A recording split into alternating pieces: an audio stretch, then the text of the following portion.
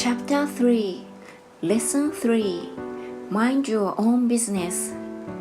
The rich focus on their asset columns while everyone else focuses on their income statements.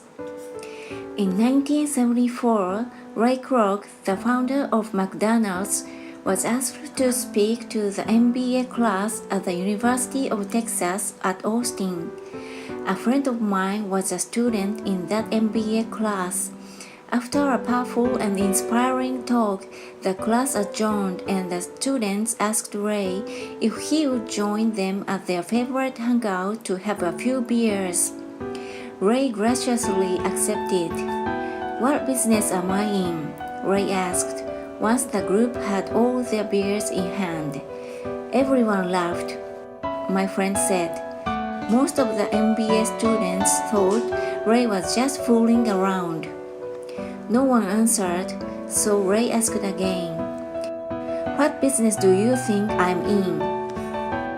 The students laughed again, and finally one brave soul yelled out, "Ray, who in the world doesn't know that you are in the hamburger business?"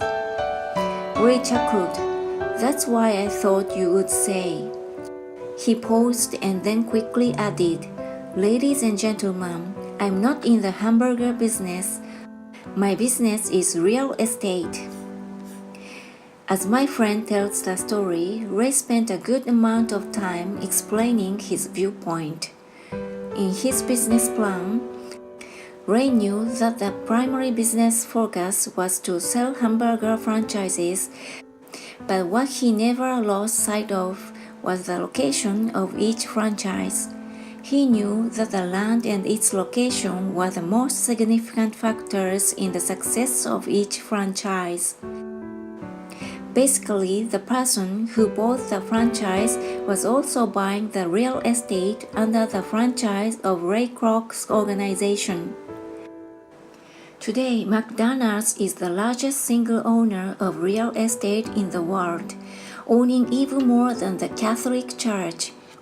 McDonald's owns some of the most valuable intersections and street corners in America and around the globe.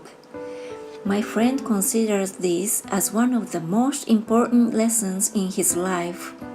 Today he owns car washes, but his business is the real estate under those car washes. The previous chapter represented diagrams illustrating that most people work for everyone but themselves. They work first for the owners of the company, then for the government through taxes, and finally for the bank that owns their mortgage. When I was a young boy, we did not have a McDonald's nearby. Yet my rich dad was responsible for teaching Mike and me the same lesson that Ray Kroc talked about at the University of Texas. It is secret number 3 of the rich. That secret is mind your own business. Financial struggle is often directly the result of people working all their lives for someone else. Many people will simply have nothing at the end of their working days to show for their efforts. Our current educational system focuses on preparing today's youth to get good jobs by developing scholastic skills. Their lives will revolve around their wages or, as described earlier, their income column. Many will study further to become engineers, scientists, cooks, police officers, artists, writers, and so on. These professional skills allow them to enter the workforce and work for money. But there is a big difference between your profession and your business. Often I ask people, "What is your business?" And they will say, "Oh, I'm a banker." Then I ask them if they own the bank, and they usually respond, "No, I work there." In that instant, they have confused their profession with their business. Their profession may be a banker, but they still need their own business. A problem with school is that you often become what you study. So, if you study cooking, you become a chef. If you study the law, you become an attorney. And the study of auto mechanics makes you a mechanic. The mistake in becoming what you study is that too many people forget to mind their own business. They spend their livings minding someone else's business and making that person rich. To become financially secure, a person needs to mind their own business. Your business revolves around your asset column, not your income column. As stated earlier, the number one rule is to know the difference between an asset and a liability and to buy assets. The rich focus on their asset columns while everyone else focuses on their income statements. That is why we hear so often, "I need a raise. If only I had a promotion. I'm going back to school to get more training so I can get a better job. I'm going to work overtime. Maybe I can get a second job." In some circles, these are sensible ideas, but you are still not minding your own business. These ideas are still focused on the income column and will only help a person become more financially secure if the additional money is used to purchase income-generating assets. The primary reason the majority of the poor and middle class are fiscally conservative, which means I can't afford to take risks, is that they have no financial foundation. They have to cling to their jobs and play it safe. When downsizing becomes the in thing to do, millions of workers find out their largest so-called asset, their home, was eating them alive.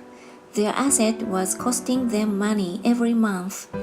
Their car, another asset, was eating them alive. The golf clubs in the garage that cost $1,000 were not worth $1,000 anymore. Without job security, they had nothing to fall back on. What they thought were assets could not help them survive in a time of financial crisis. I assume most of us have filled out a credit application to buy a house or a car. It's always interesting to look at the net worth section because of what accepted banking and accounting practices allow a person to count as assets. One day, when I wanted a loan, my financial position did not look too good. So I added my new golf clubs, my art collection, books, electronics, Armand suits, wristwatches, shoes, and other personal effects to boost the number in the asset column. But I was turned down because I had too much investment real estate. The loan committee didn't like that I made so much money from rent. They wanted to know why I did not have a normal job with a salary. They did not question the Armand suits, golf clubs, or art collection. Life is sometimes tough when you do not fit the standard profile. I cringe every time I hear someone say to me that their net worth is $1 million or $100,000 or whatever. One of the main reasons net worth is not accurate is simply because the moment you begin selling your assets, you are taxed for any gains. So many people have put themselves in deep financial trouble when they run short of income. To raise cash, they sell their assets. But their personal assets can generally be sold for only a fraction of the value that is listed on their personal balance sheet. Or if there is a gain on the sale of the assets, they are taxed on the gain. So again, the government takes its share, thus reducing the amount available to help them out of debt. That is why I say someone's net worth is often worth less than they think. Start minding your own business. Keep your daytime job, but start buying real assets, not liabilities or personal effects that have no real value once you get them home. A new car loses nearly 25% of the price you pay for it the moment you drive it off the lot. It is not a true asset even if your banker lets you list it as one. My $400 new titanium driver was worth $150 the moment I teed off. Keep expenses low, reduce liabilities, and diligently build a base of solid assets. For young people who have not yet left home, it is important for parents to teach them the difference between an asset and a liability. Get them to start building a solid asset column before they leave home, get married, buy a house, have kids, and get stuck in a risky financial position, clinging to a job and buying everything on credit. I see so many young couples who get married and trap themselves into a lifestyle that will not let them get out of debt for most of their working years. For many people, just as the last child leaves home, the parents realize they have not adequately prepared for retirement and they begin to scramble to put some money away. Then their own parents become ill and they find themselves with new responsibilities.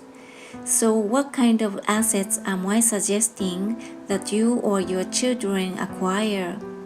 In my world, real assets fall into the following categories. Businesses that do not require my presence. I own them, but they are managed or run by other people.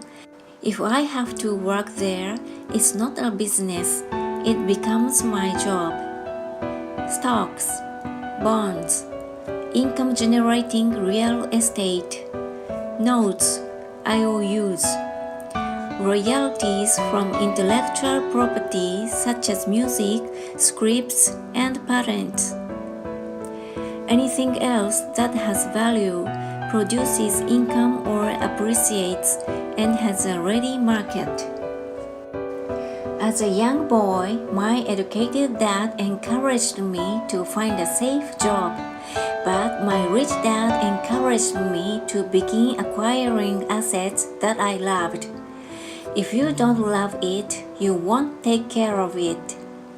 I collect real estate simply because I love buildings and land. I love shopping for them, and I could look at them all day long. When problems arise, the problems aren't so bad that it changes my love for real estate. For people who hate real estate, they shouldn't buy it. I also love stocks of small companies, especially startups, because I am an entrepreneur, not a corporate person. In my early years, I worked in large organizations such as Standard Oil of California, the U.S. Marine Corps, and Xerox Corp. I enjoyed my time with those organizations and have fond memories, but I know deep down I am not a company man. I like starting companies, not running them. So my stock buys are usually of small companies. Sometimes I even start the company and take it public. Fortunes are made in new stock issues, and I love the game. Many people are afraid of small cap companies and call them risky, and they are. But that risk is diminished if you love what the investment is, understand it, and know the game. With small companies, my investment strategy is to be out of the stock in a year. On the other hand, my real estate strategy is to start small and keep trading up for bigger properties and therefore delay paying taxes on the gain. This allows the value to increase dramatically. I generally hold real estate less than 7 years. For years, even while I was with the Marine Corps and the Rocks, I did what my rich dad recommended. I kept my day job, but I still minded my own business. I was active in my asset column, trading real estate and small stocks. Rich Dad always stressed the importance of financial literacy. The better I was at understanding the accounting and cash management, the better I would be at analyzing investments and eventually starting and building my own company. I don't encourage anyone to start a company unless they really want to. Knowing what I know about running a company, I wouldn't wish that task on anyone. There are times when people can't find employment and starting a company seems like the best solution, but the odds are against success. 9 out of 10 companies fail in 5 years. Of those that survive the first 5 years, 9 out of every 10 of those eventually fail as well. So, only if you really have the desire to own your own company do I recommend it. Otherwise, keep your day job and mind your own business. When I say mind your own business, I mean to build and keep your asset column strong. Once a dollar goes into it, never let it come out. Think of it this way. Once a dollar goes into your asset column, it becomes your employee. The best thing about money is that it works 24 hours a day and can work for generations.